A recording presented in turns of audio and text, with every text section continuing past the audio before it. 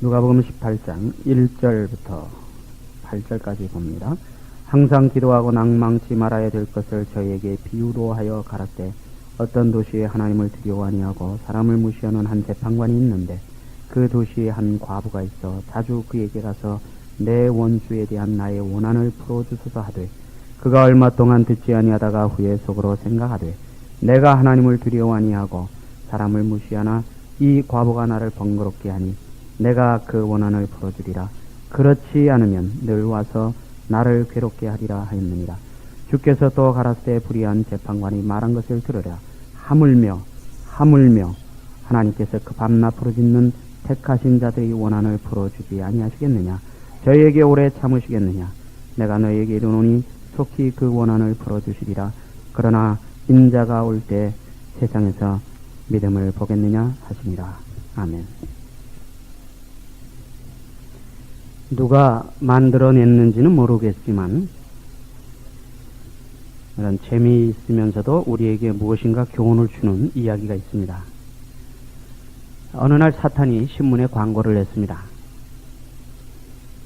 광고 내용은 자기가 지금까지 사용하던 모든 물건을 다 판다는, 쉽게 말하면 게러지 세일을 한다, 이런 광고 내용이었습니다. 많은 사람이 이 신문 광고에 관심을 가졌습니다. 그런데 그 광고 밑에는 이러한 조그만 글씨가 쓰여 있었습니다. 내가 사용하던 모든 물건을 다 파는데 한 가지만은 안 판다. 왜냐하면 다른 것은 다 없어도 괜찮은데 이것 하나만 없으면 나는 다시 사업을 시작할 수 없기 때문이다. 사탄이 팔 수 없다고 한 그 한 가지가 무엇일까요? 여러분, 그것은 낙심이라고 하는 것입니다. 다른 것은 다 없어도 이 낙심이라는 것만 있으면 사탄은 얼마든지 사람들을 향하여 자기 목표를 이루어 갈 수 있기 때문입니다. 낙심이라고 하는 한 가지 수단을 가지고도 사탄은 지금까지, 그리고 지금도, 그리고 앞으로도 많은 사람을 자기 편으로 만들어 갖고 가고 있고 또 갈 것입니다. 에리 프롬이라고 하는 사람은 인간을 호모 에스페란스다 이렇게 정의를 했습니다. 이 말의 뜻은 세상의 모든 피조물 중에서 희망을 가지고 살아가는 피조물은 우리 인간밖에는 없다 하는 그런 말입니다. 그래서 에리 프롬은 우리 인간을 호모 에스페란스다 이렇게 불렀습니다. 희망이 없이 사는 삶, 그것은 더 이상 인간의 삶이 아니라 이렇게 말할 수 있을 것입니다. 하나님께서는 우리에게 미래뿐 아니라 영원을 내다볼 수 있는 소망을 주셨습니다. 우리 믿음의 선배 사도 바울이 어려움과 고통의 환경 속에서도 그토록 훌륭한 삶을 살 수 있었던 것은 그에게 영원을 바라보는 소망이 있었기 때문입니다. 하나님께서 우리에게 소망을 주시기 원하는 것을 사탄이 압니다. 너무나도 잘 알기 때문에 우리로 하여금 낙심하도록 이 모양 저 모양으로 유혹을 하고 있다는 말입니다. 낙심이라고 하는 성경의 단어 뜻에는 이러한 의미가 있습니다. 녹인다, 황폐하게 만든다, 가치가 없게 한다 하는 그런 의미를 가지고 있습니다. 우리 그리스도인들은 어떤 경우에도 우리는 절대로 낙심을 해서는 안 된다고 하는 말입니다. 영국의 유명한 시인이었던 골드스미스라고 하는 사람이 이런 말을 했습니다. 우리 인간의 영광은 실패하지 않는 데 있는 것이 아니라 실패할지라도 희망을 가지고 낙심치 않고 다시 일어서는 데 있다 이렇게 말했습니다. 여러분, 세상에 실패하지 않는 사람이 있겠습니까? 살아가면서 한 번도 적든지 크든지 실패를 하지 않고 살아가는 사람이 과연 한 사람이라도 있겠습니까? 우리 모두는 크든지 작든지 모두 실패의 경험을 가지고 있습니다. 그렇기 때문에 중요한 것은 실패하지 않는 데 있는 것이 아니라 실패했을지라도 거기에 낙심하지 아니하고 다시 희망을 가지고 일어서는 데 있다. 이런 말이 생긴 것입니다. 소망은 가지면 가지는 것만큼 우리들에게 유익하고, 낙심을 하면 하는 만큼 우리들에게 해롭다는 것을 우리는 기억을 해야 합니다. 성경에서도 우리에게 낙심하지 말 것에 대해서 말씀합니다. 왜냐하면 우리가 믿는 하나님은 전능하신 분이고 우리는 그 전능한 하나님의 백성이기 때문입니다. 성경에서 낙심하지 말라고 하는 것은 이 세상에는 분명히 낙심할 만한 일들과 환경이 있기 때문임을 우리들이 볼 수 있어야 합니다. 만약에 이 세상에 낙심할 만한 환경이나 일들이 없다면 구태여 성경에서 우리에게 낙심하지 말라고 말씀하실 이유가 없었을 것입니다. 그러나 오늘 우리들이 삶의 환경을 돌아보면 우리는 얼마든지 낙심할 만한 그런 일들이 우리 삶의 과정 앞길에 놓여 있음을 우리는 보게 됩니다. 그러나 하나님은 우리를 향해 주신 말씀이 어떤 낙심할 만한 일이 있다 하더라도 낙심하지 말라고 말씀을 하고 있습니다. 오늘은 우리가 신앙의 길에서 낙심하지 말아야 할 경우가 어떤 경우인지 우리 성경 본문을 통해서 한번 같이 교훈을 나누도록 하겠습니다. 오늘 먼저 18장 1절 이하에 보면 항상 기도하고 낭망치 말아야 될 것을 저에게 비유로 하여 가라사대 하면서 우리가 잘 아는 불의한 재판관과 한 과부에 대한 비유를 말씀하시고 있습니다. 이 과부의 끈질긴 부탁에 불의한 재판관이 결국 그 과부의 부탁을 들어줄 수밖에 없었다고 하는 것을 내용으로 하고 있습니다. 7절에 하물며 이러한 불의한 재판관도 그 끈질긴 과부의 부탁을 들어줄 수밖에 없었다면 하물며 하나님께서 그 밤낮 부르짖는 택하신 자들의 원한을 풀어주지 아니하시겠느냐, 저에게 오래 참으시겠느냐, 이런 말씀을 하고 계십니다. 이 비유에서, 이 불의한 재판관의 비유에서 우리들에게 주고 있는 중요한 교훈이 있습니다. 그것은 낭망치 않는, 낙심하지 않는 인내의 기도에 대해서 우리 주님이 교훈을 주고 계신다는 말입니다. 우리 그리스도인들은 하나님께 대하여 기도를 드립니다. 여러분, 기도를 드린다고 하는 것은 우리 믿음의 표현입니다. 기도의 분량과 믿음의 분량하고는 같이 갑니다. 기도의 분량과 믿음의 분량은 항상 같이 비례하고 있다 하는 말을 우리는 꼭 기억을 해야 합니다. 디모데전서 4장 5절에 하나님의 말씀과 기도로 거룩하여진다는 말씀이 있는데, 여러분 이것이 무슨 뜻입니까? 믿음의 바른 성장에는 하나님의 말씀과 기도가 절대적으로 반드시 필요하다는 것을 우리들에게 주고 있는 교훈입니다. 기도가 없이 말씀만 있을 때 지식적 내지 율법적이 될 수가 있고, 말씀이 없고 기도만 있을 때 이것은 신비주의로 빠져버릴 위험성이 있다는 것을 우리는 기억을 해야 합니다. 그러면 우리 믿음의 성장에 있어서 기도가 무엇입니까? 반드시 필요한 이 기도가 무엇입니까? 기도는 우리 그리스도인들에게 있어서 하나님께서 주신 최고의 무기이며 특권입니다. 아무리 좋은 특권, 좋은 무기를 우리가 가지고 있다고 해도 그것을 우리가 사용하지 않으면 아무 소용이 없습니다. 여러분, 아무리 내가 좋은 연장을 가지고 있다고 해도 이것을 사용하지 않으면 그건 그림의 떡입니다. 여기에 비슷한 우리 속담이 있습니다. 부뚜막에 소금도 집어넣어 짜고 구슬이 서말이라도 꿰어야 보배라고 하는 말입니다. 하나님은 분명히 우리에게 기도라고 하는 최고의 무기와 특권을 주셨는데 우리가 이것을 사용하지 않는다면 이것은 우리와는 아무 소용이 없는 것이 되어버린다는 것을 우리는 기억을 해야 합니다. 바다를 항해하는 데 있어서 반드시 필요한 것 두 가지가 있습니다. 이 두 가지가 없이는 바다를 항해할 수 없습니다. 그리고 이 두 가지가 없이도 바다를 항해하려고 하는 사람만큼 어리석은 사람도 없을 것입니다. 그것은 바로 나침반과 경험 있는 선장입니다. 나침반과 배를 움직이는 경험 많은 선장이 없이는 그것은 굉장히 위험한 바다 여행이 될 수밖에 없다고 하는 말입니다. 마찬가지로 우리 인생의 바다를 항해가는 우리들에게, 우리 그리스도인들에게 필요한 것이 있습니다. 역시 말씀과 기도입니다. 말씀을 우리는 나침판이라고 비유할 수가 있고, 기도는 경험 많은 선장이라고 비유할 수가 있습니다. 나침반과 선장이 없이 바다 항해가 불가능하듯이 말씀과 기도가 없이 바른 신앙의 생활은 불가능하다 하는 것을 우리는 먼저 기억을 해야 합니다. 신앙생활은 마라톤과 같습니다. 하루 이틀, 한 해, 두 해 하고 마치는 것이 아니라 평생 그리고 영원을 바라보고 하는 그 마라톤 경기와 같다는 것을 우리는 기억을 해야 합니다. 그렇기 때문에 기도도 역시 한 번, 두 번, 하루 이틀 하고 끝나는 것이 아니라 평생을 두고 하는 것이어야 된다는 말입니다.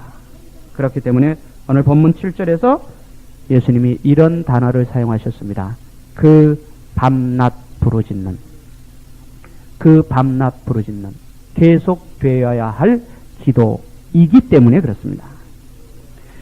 우리는 특별히 기도해야 할 때를 당하였습니다. 우리 집사님께서도 기도해 주셨고 여러분 다 아시는 바대로 지난 9월 11일 날 오전 미국의 심장부라고 할 수 있는 뉴욕의 테러로 인하여 엄청난 사람들이 희생을 당하였고 미국뿐만 아니라 전 세계가 커다란 충격에 휩싸였습니다. 여러분, 미국은 우리 집사님 기도해 주신 대로 청교도들이 기도로 시작된 나라입니다.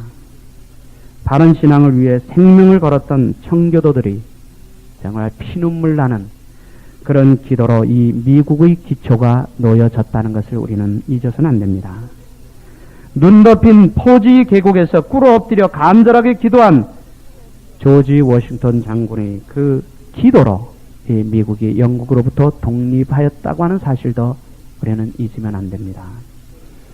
필라델피아에서의 기도는 성경을 기초로 한 미국의 헌법을 만들게 하였다는 사실도 우리는 잊으면 안 됩니다. 1973년 여러분 지금도 생생하게 기억하고 계실 줄 압니다.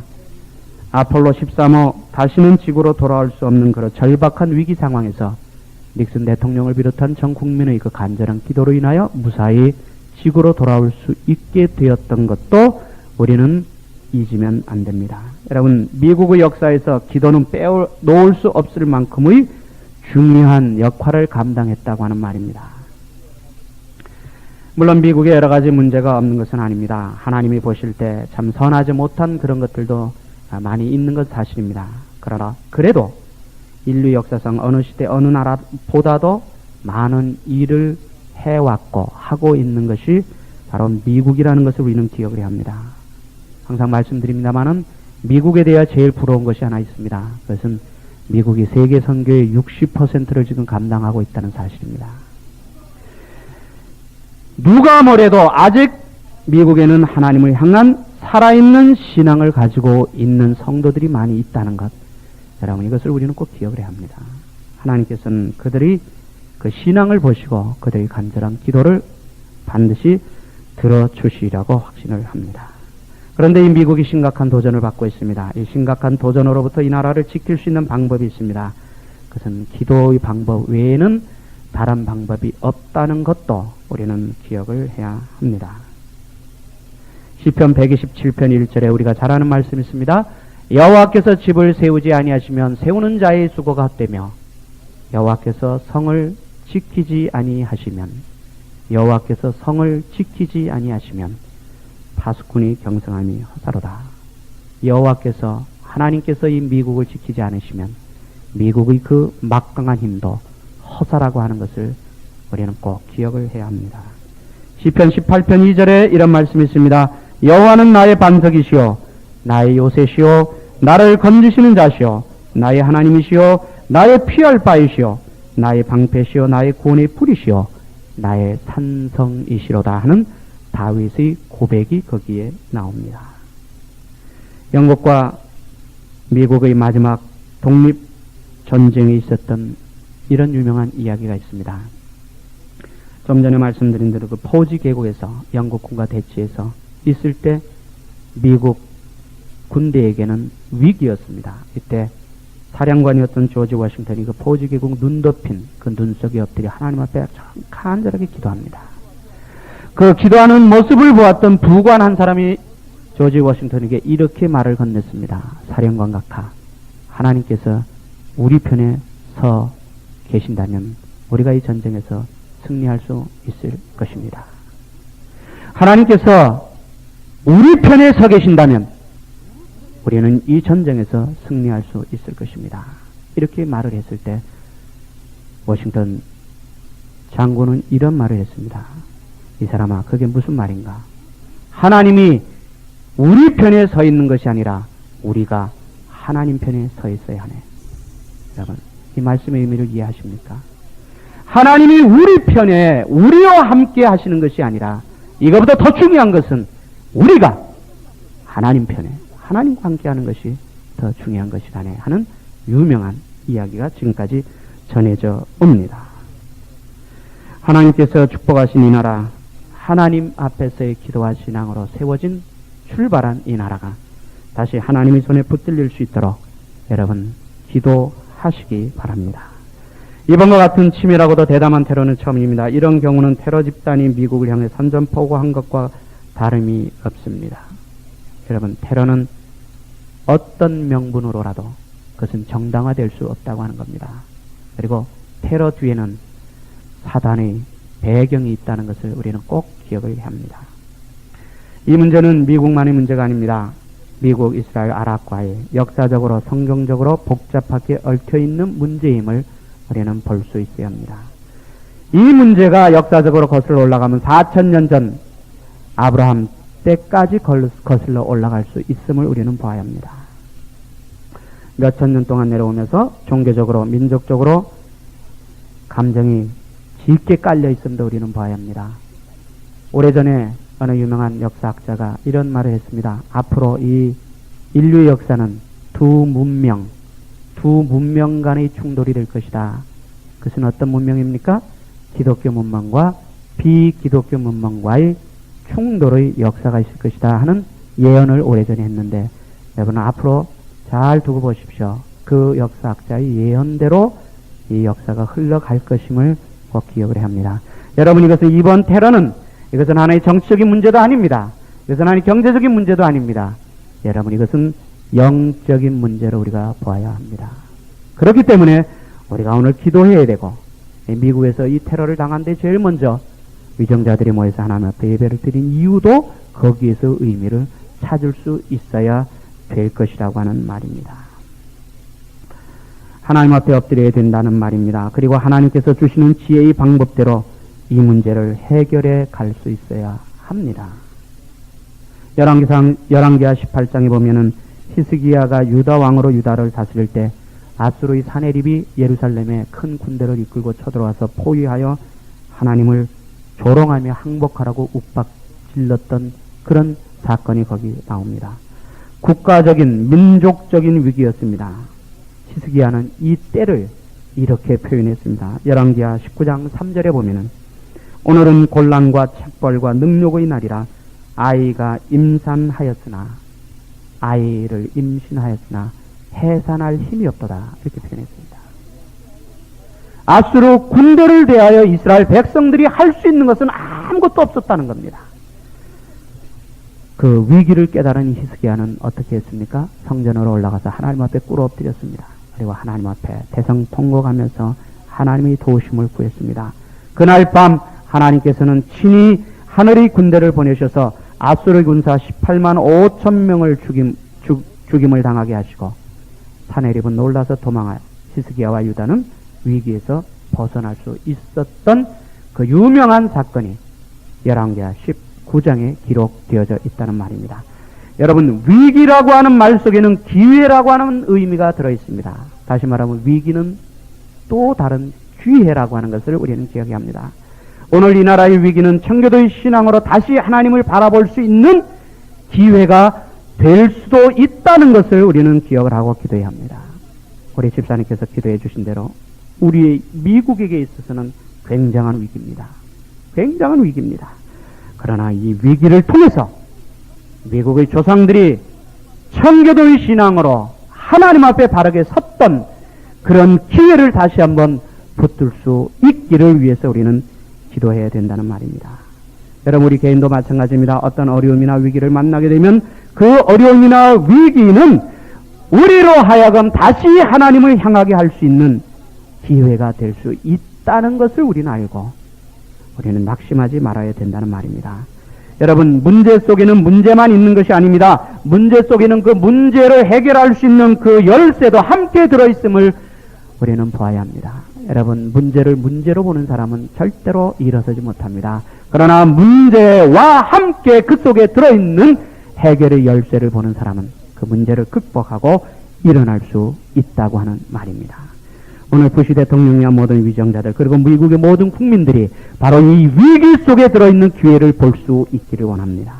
여러분, 그것을 위해서 기도해 주시기를 부탁을 드립니다. 여러분, 다시 본문으로 돌아옵니다. 본문의 내용은 말씀드린 대로 우리가 잘 아는 내용입니다. 우리는 오늘 본문에서 몇 가지 중요한 교훈을 찾아낼 수 있어야 합니다. 우리는 하나님 앞에서 기도할 때 경우에 따라서는 부르짖는 기도도 해야 된다 하는 말입니다. 7절 말씀, 그 밤낮 부르짖는, 예수님께서 특별히 이 단어를 사용하신 이유가 있죠. 여러분, 부르짖는다는 것이 무엇을 의미합니까? 우리 간절한 기도의 자세가 필요하다는 말입니다. 다시 말하면 기도에 우리 마음이 실려야 된다고 하는 말입니다. 마음이 실리지 않는 기도를 마태복음 6장 7절에서 우리 주님은 중언부언하는 기도라 이렇게 말씀을 하셨습니다. 여러분, 우리가 하는 기도에는 마음이 실려야 합니다. 얼마나 오래 기도하느냐는 것도 중요할 수 있겠습니다만은 짧은 시간 기도할지라도 정말 그 기도에 우리 마음 전 모든 것을 실어서 기도할 수 있는 그런 우리 기도가 되어야 된다는 말입니다. 우리가 하는 모든 일에도 마음이 실려야 합니다. 우리가 하는 모든 일에도 마음이 실려야 합니다. 찬송을 부를 때도 우리는 마음을 실어 불러야 하고, 기도를 할 때도 우리가 마음을 실어 기도해야 되고, 말씀을 들을 때도 우리 일터에서 일을 할 때도 우리는 마음을 실어서 그 말씀을 듣고 일터에서 일도 해야 된다고 하는 말입니다. 오늘 이 나라의 위기를 위해 마음을 실어 간절하게 기도해야 합니다. 오늘 우리 개인과 가정 소원을 위하여 마음을 실어 간절하게 기도해야 합니다. 오늘 우리 교회를 향한 하나님의 뜻을 이루기 위해서 우리는 마음을 실어 간절하게 기도를 해야 합니다.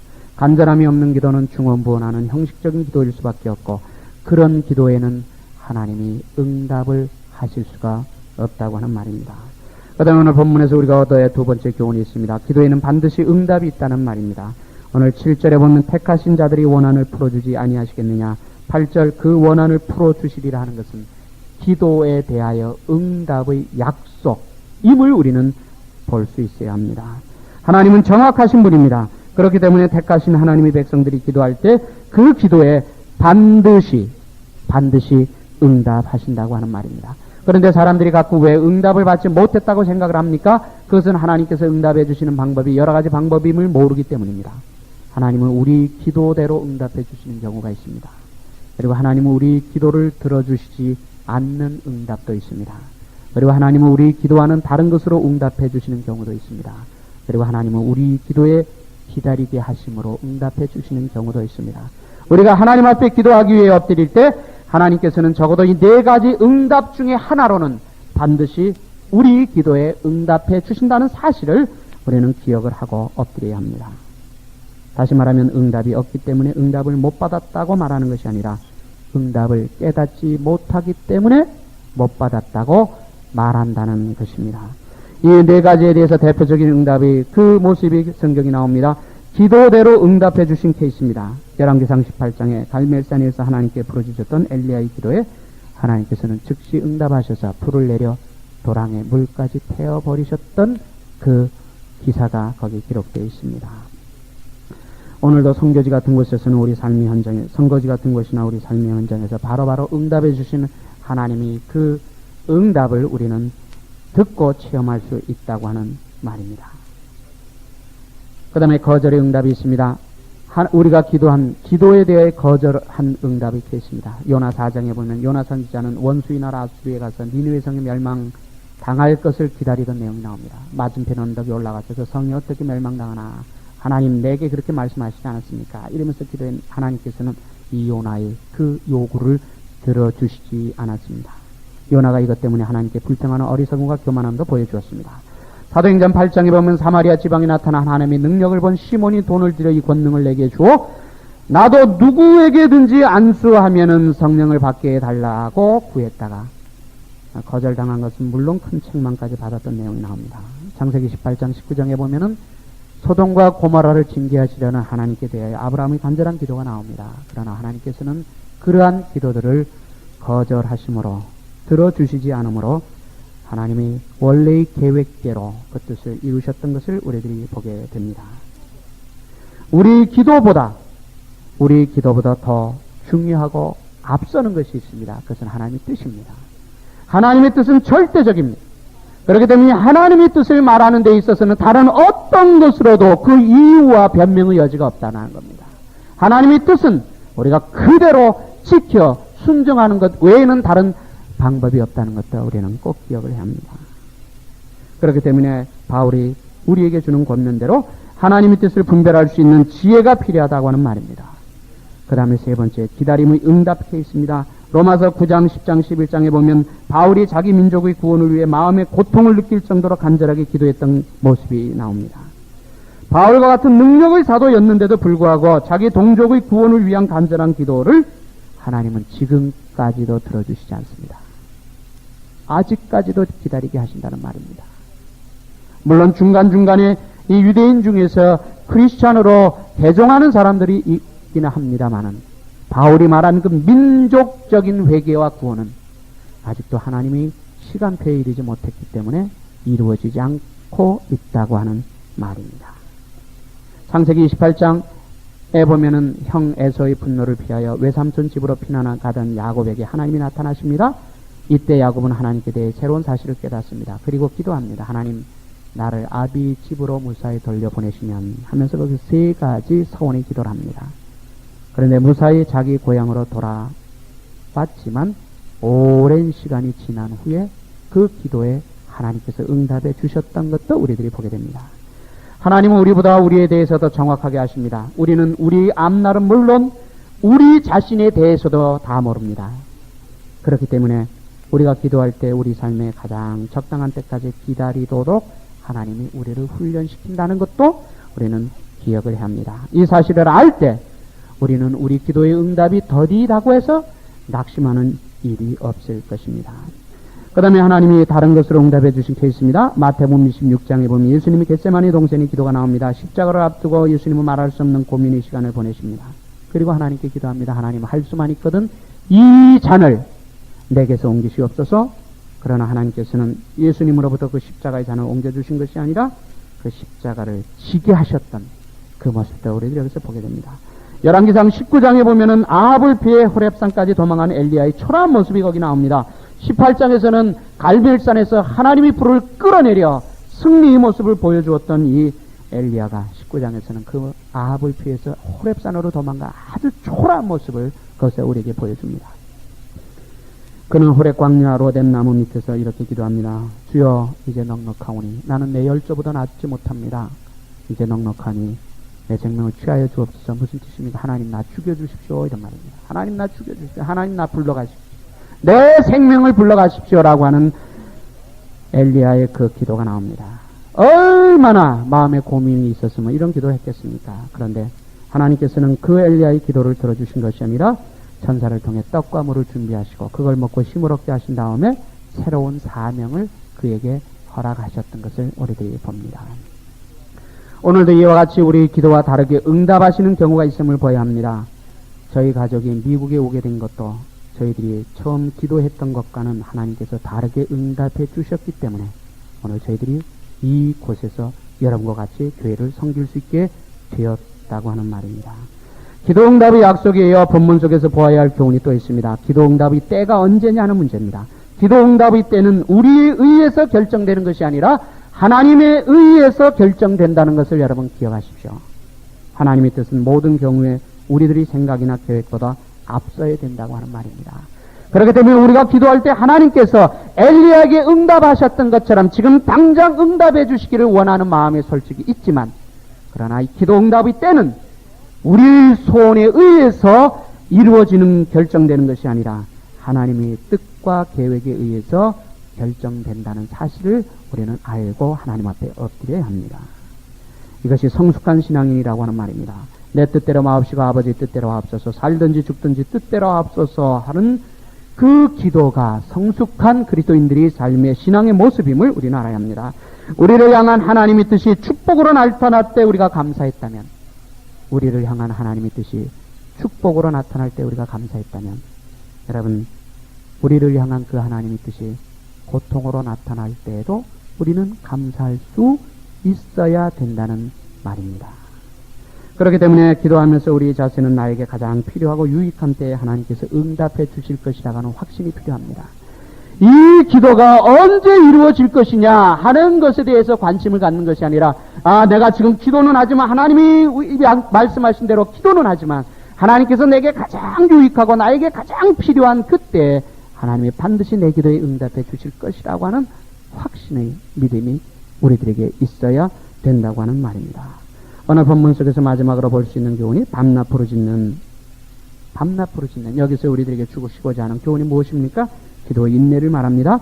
변함없이 꾸준한 신앙의 인내가 필요합니다. 제가 항상 말씀드립니다. 신앙은 꾸준한 신앙이 최고입니다. 여러분, 꾸준한 신앙을 따라올 다른 그런 신앙이 없다는 것을 우리는 알아야 합니다. 눈이 오든지 비가 오든지 바람이 부나 어떤 환경에서도 변치 않고 꾸준히 갈 수 있는 그 신앙이 최고로 좋은 신앙임을 우리는 기억을 해야 합니다. 환경에 따라 변하는 것은 좋은 신앙이 아닙니다. 그래서 믿음을 가르쳐서 무엇이라고 말합니까? 금과 같은 믿음이라고 말하는데, 금과 같은 믿음이라고 하는 말의 뜻은 무엇입니까? 어떤 환경이 들어가도 변함이 없는 믿음이라고 하는 뜻입니다. 그러한 믿음의 백성들이 다 되기를 바랍니다.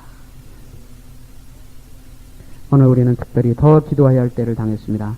이 나라와 우리를 향한 하나님의 뜻을 마음속에 그리면서 기도하시기 바랍니다. 하나님은 이 나라 민족을 향한 분명한 계획을 가지고 계십니다. 부시 대통령이와 모든 위정자들이 하나님 앞에 히스기야 왕처럼 엎드려서 하나님이 주시는 지혜로 이 모든 어려운 문제를, 위기를 잘 극복할 수 있게 해달라고 우리는 마음을 실어 간절하게 기도해야 될 줄 압니다. 여러분, 혹시 우리 기도의 응답이 더디게 온다고 할지라도 낙심하지 말고 기도해야 합니다. 오늘 우리 주님이 우리에게 주시는 교훈이 가장 중요한 것이 바로 그겁니다. 낙심하지 말고 인내하며 기도하니 하나님께서 반드시 그 기도에 응답하신다고 하는 말씀입니다. 인내의 기도로 하나님의 영광을 체험하며 증거하는 귀한 신앙인들이 되기를 주님의 이름으로 축원합니다. 기도드리겠습니다.